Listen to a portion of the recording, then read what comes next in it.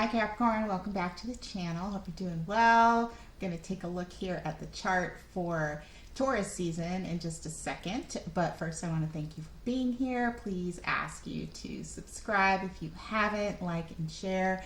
I'd be very grateful. It helps me as I build my channel. Also, if you're interested in a personal reading, please head over to my website at jovestar.com. That's JOVESSTAR.com. You can send me a message through the contact section and I will get right back to you. I would love to read for you. All right, so the sun here is highlighting your fifth house of pleasure and romance, children, and the sun is traveling with Uranus and the North Node.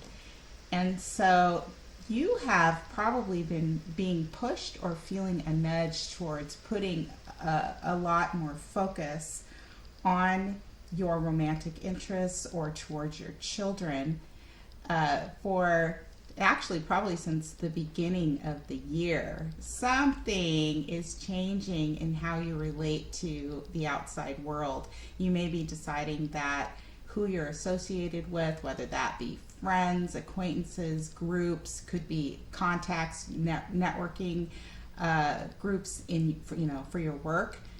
Something about that is starting to fall away, either by choice or because maybe your industry has changed. Something about what it is that you choose or wish to do out there in the world is changing and pushing you more towards focusing on your inner world, your social circle that actually affects you personally.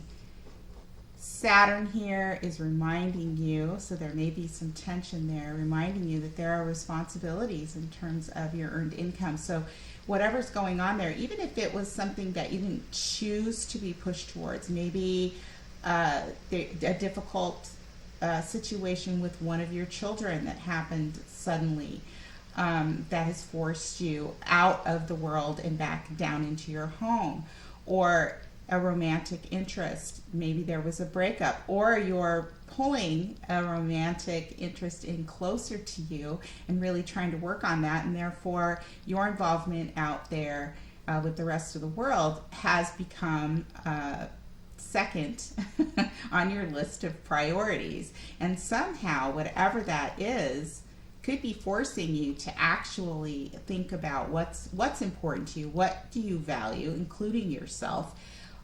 Resources, if it has something to do with money. The second house is your earned income, among other things, anything that we value. Whatever is pulling you towards your inner life and your inner social circle to take care of could be pulling at your purse strings or having you wonder what exactly is important and what you really need. So we also have, playing into all of this, for all of us, but for you, all of this Pisces energy that has been traveling for the last few months in your third house of communication. And this effect for you could be playing into you thinking about what is really important and maybe bringing you back towards the relationships that are closest to you in the day-to-day world. But the Pisces energy, we've got Mars that is in Pisces, Neptune that has been in Pisces, Jupiter and Venus in Pisces. Now Jupiter and Venus moving out into Aries, but the Piscean energy has been heavy for all of us in the last few months in one way or another. But in your third house of communication, this makes me feel like you have been learning and communicating in a different way about what spirituality means to you. So I see this as a search for truth in a lot of ways, which you could have been brought back into because of your personal responsibilities. One way or another, I think that you've really been learning about those things and things could have been taken away from you that brought you down to this realization. In the third house, that is your immediate environment. Maybe you had to move and leave your neighborhood.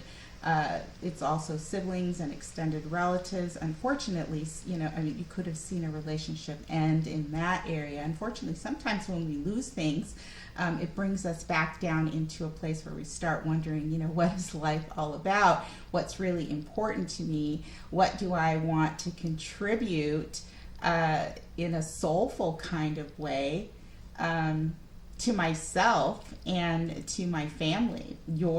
The energy in your chart is all focused in the area of your private and intimate life and relationships, home and family. So there are things changing there for you, Capricorn rising. Capricorn risings are out there trying to build something very stable in the world. They're very serious people. We need Capricorn risings to keep us on the straight and narrow.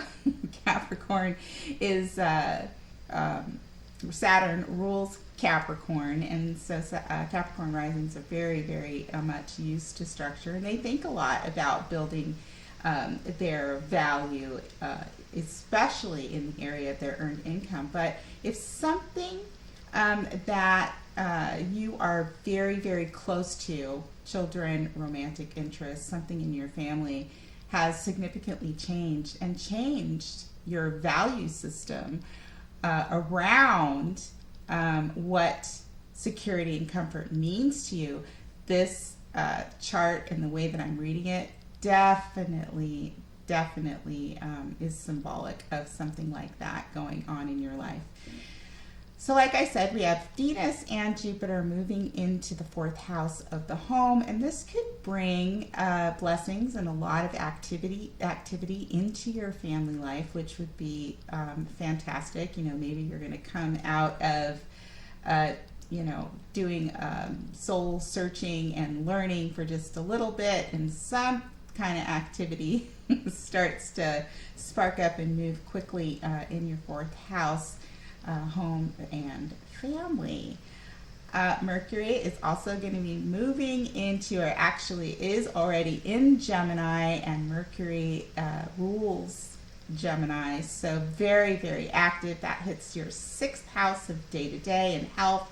So your work life and your day-to-day routines could start to speed up, and you could be very busy just trying to organize even just your thoughts, if not the actual physical activity, and planning what it is that you need to do. So very, very busy in your day-to-day life. Very good time to start moving on health and diet plans. And now Mercury will be going retrograde back into Taurus and then move back into Gemini. So if this is about putting routines and structures together, trying to get all of the things done on a daily basis that you really probably don't want to do and not miss the details, Mercury retrograding back into Taurus could put a little bit of a delay or a slowdown, or might require you to go back and rework something